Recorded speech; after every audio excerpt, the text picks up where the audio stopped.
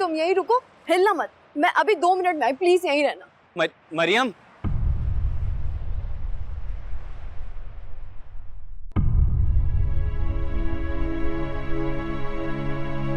कितना मान और गुरूर था मुझे अपनी औलाद की तरबियत पे।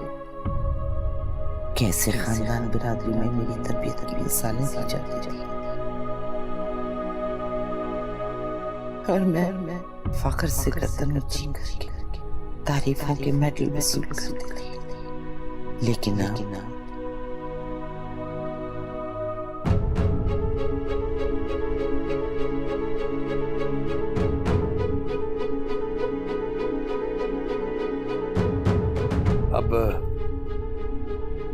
अब किन सोचों में गुम हो?